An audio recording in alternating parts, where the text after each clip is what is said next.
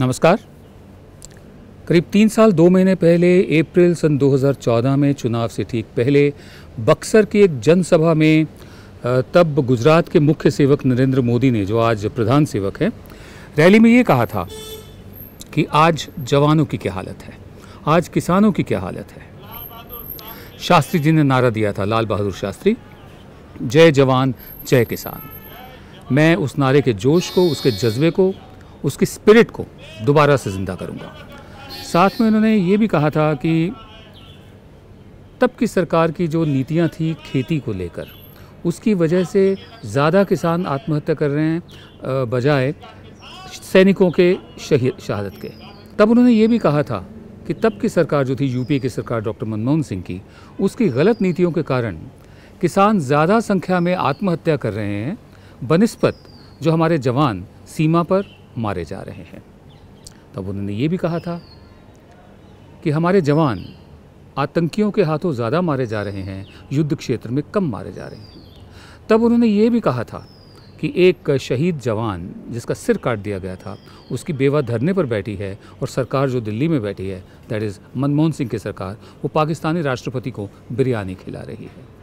ये जो बयानबाजी थी, ये जो भाषणबाजी थी, ये आज से 3 साल 2 महीने पहले की थी, चुनाव से पहले की थी। ऐसे बहुत से भाषणों को लोगों ने सुना, जिसमें से एक आध बहुत मशहूर भाषण को खुद बीजेपी के अध्यक्ष अमित शाह ने जुमला कहा।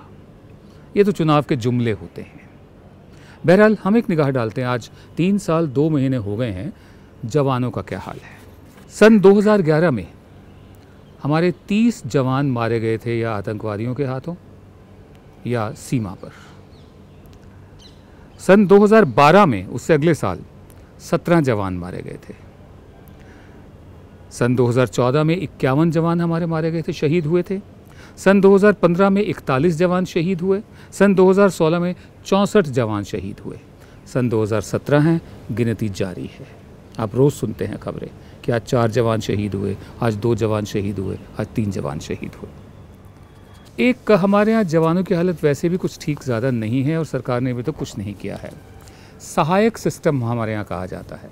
अब सहायक, अंग्रेज़ी का एक लफ्ज़ है यूफेमिज्म। सहायक वो होता है जो सहायता करता है, लेकिन ये सहायक नहीं है। सहायता तो करते हैं, ये गुलाम हो जाते हैं अफसरों के। कोई भी काम इनसे करवाया जा सकता है, कुछ भी काम ये लोग करते हैं। मतलब जिसे अंग्रेज़ अर्दली कहते थे और सारे काम करवाते थे, अर्दली शब्द हटाकर सहायक शब्द लाया गया है।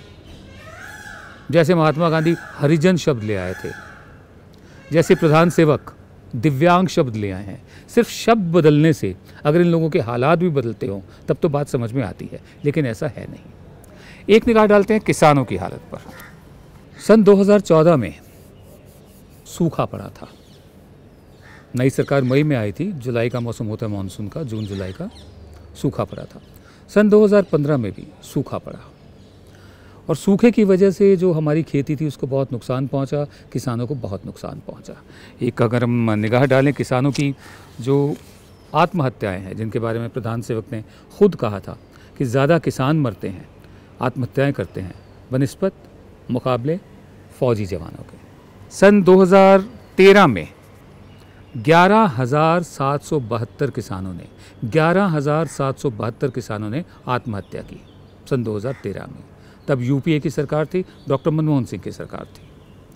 2014 में 12,360 किसानों ने आत्महत्या की।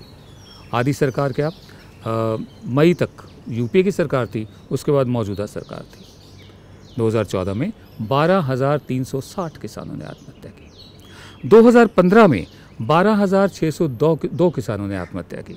2015 में 12,602 किसानों ने आत्महत्या की, और 2016 में 6,867 किसानों ने आत्महत्या की।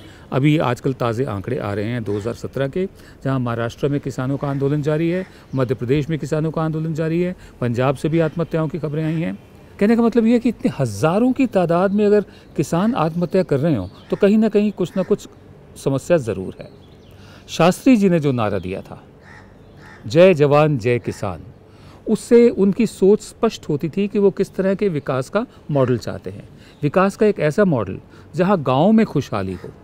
वो शहरों के खिलाफ नहीं थे, लेकिन जहाँ गाँव में खुशहाली हो और फौज मजबूत हो, क्योंकि हमारे जो फौजी हैं, लड़ने वाले हैं, वो गांव के इलाकों से ही आते हैं।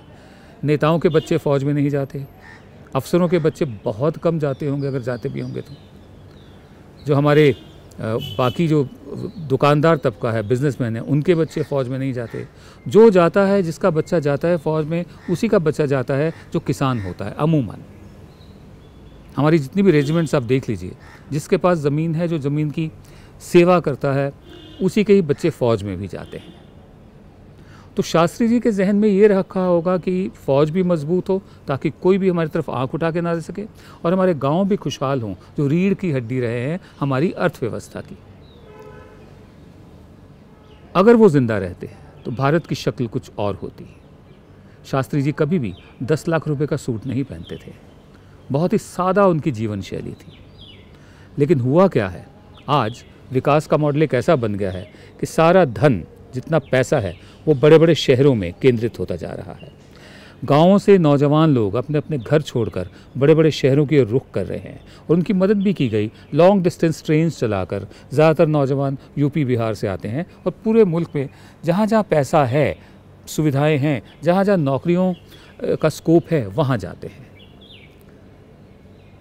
तो ये जो विकास का मॉडल है, ये किसान के खिलाफ है।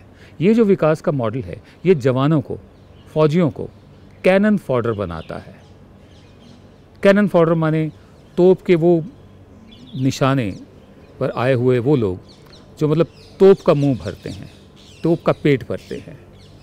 कि शहरों में बड़े बड़े उद्योगपति अपने काम करके, जहाँ जहाँ उनकी मिलें हैं, फैक्ट्रियाँ जो शहरों में नहीं हैं, वहाँ से काम करके, वहाँ से उत्पादन करके बेचते रहेंगे, पैसा जमा करते रहेंगे, बैंकों से लोन लेते रहेंगे, वापस नहीं करते रहेंगे, लोग गाँवों से आते रहेंगे, नौकरियाँ ढूंढते रहेंगे, और जवान वहाँ फ़ौज में जो है वो सीमा पर रहेगा। किसान आत्महत्या करता रहेगा। बम्पर क्रॉप हुई, बावजूद इसके मध्य प्रदेश में जो हो रहा है, सरकारों ने साथ नहीं दिया। खुद प्रधान सेवक नरेंद्र मोदी ने वायदा किया था चुनाव से पहले कि MSP 50% किया जाएगा, मिनिमम सपोर्ट प्राइस, वो अभी तक नहीं हुआ। तो जय जवान जय किसान का नारा जब शास्त्री जी ने दिया था, उनकी नीयत कुछ और थी। आज के दिन ये सिर्फ लिप सर्विस बन के रह गया है, और वो भी बहुत कम, कभी कभी याद आता है लोगों को।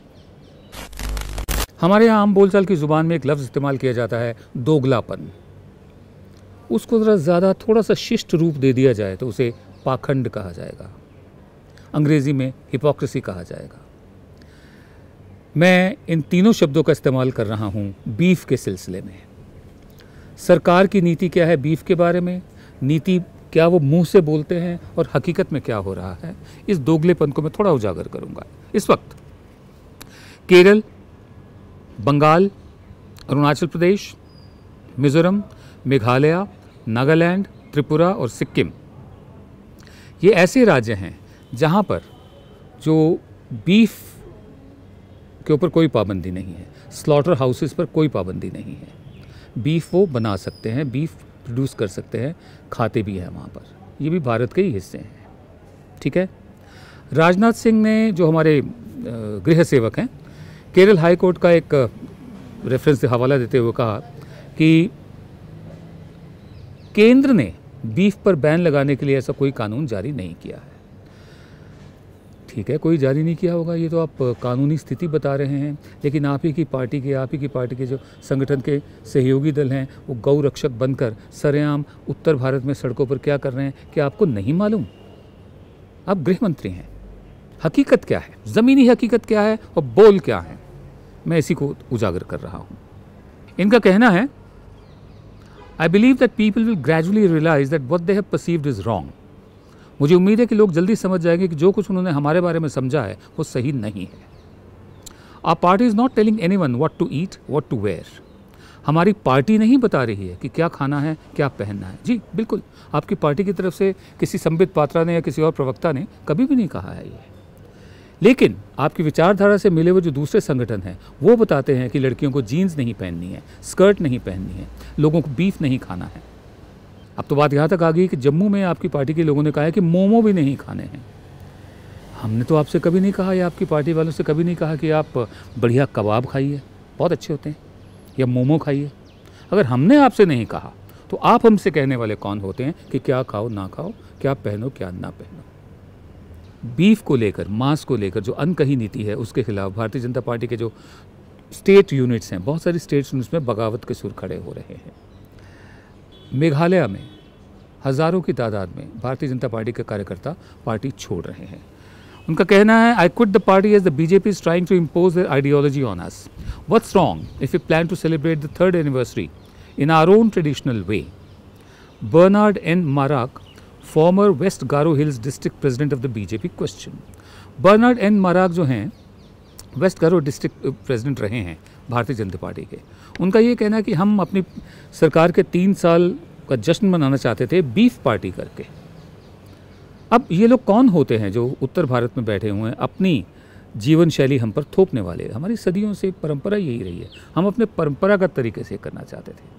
उधर राजनाथ सिंह का भी कहना है कि हम एक बहुत ही विविधता वाले देश हैं, लिहाजा भारतीय जनता पार्टी यकीन नहीं रखती कि वो किसी पर कुछ थोपे। ये कथनी थी, जो करनी हो रही है वो हर रोज़ अखबारों के ज़रिए, सोशल मीडिया के ज़रिए, मेन स्ट्रीम मीडिया के ज़रिए आप तक पहुंच रही है। चाहे वो गौ रक्षकों की बात हो, चाहे वो मवेशियों को ले जाने वालों को पीटा जा रहा हो, चाहे वो कत्ल हो रहे हो कि कोई सिर्फ अपने मवेशियों को ट्रक पे ले जा रहा था दूध वगैरह बेचने के लिए, या फिर आखिर में मैं कहूँगा मवेशी मेले में से जानवर नहीं खरीदे जा सकते स्लॉटर हाउसेस ले जाने के लिए। आप सीधा प्रहार कर रहे हैं ग्रामीण अर्थव्यवस्था के एक बहुत अहम हिस्से पर, मवेशी जो सिर्फ दूध नहीं देते। जब वो दूध देने की उनकी कुव्वत ख़त्म हो जाती है तब उनको स्लॉटर हाउसेस में भेजा जाता है, बेचा जाता है, वहाँ उनके चमड़े से भी पैसा कमाया जाता है। लाखों लोग लगे हुए हैं इस व्यापार में, उनकी हड्डियों से भी पैसा कमाया जाता है। चीनी पर उसका पेंट होता है हड्डियों का। जेली जो बनती है लोग कस्टर्ड में खाते हैं वो भी हड्डियों से बनती है, आपको शायद मालूम नहीं है। जिस्म के जो दूसरे अंदर के हिस्से होते हैं उनका भी व्यापार होता है। सींग होते हैं उनका भी व्यापार होता है, खुर होते हैं उनका भी व्यापार होता है। एक पशु जो लिया जाता है वो सिर्फ दूध नहीं देता, दूध के पैसे से ग्रामीण अर्थव्यवस्था नहीं चलती, ये सब भी वो देता है। आप उसी पर चोट पहुंचा रहे हैं और एक ख़ास समुदाय विशेष पर भी पहुंचा रहे हैं। बगावत के सुर, विरोध के सुर धीरे धीरे फूटने शुरू हो गए। नमस्कार, आप देख रहे थे जन गण मन की बात। हम आपसे एक बार फिर इल्तिजा करेंगे, रिक्वेस्ट करेंगे कि आप YouTube पर हमारे जो चैनल है उस पर सब्सक्राइब का बटन दबाइए, साथ में घंटी बनी हुई है, घंटी को दबाइए ताकि जब भी नया वीडियो अपलोड हो आपको खुद ब खुद सूचना उसकी मिल जाए।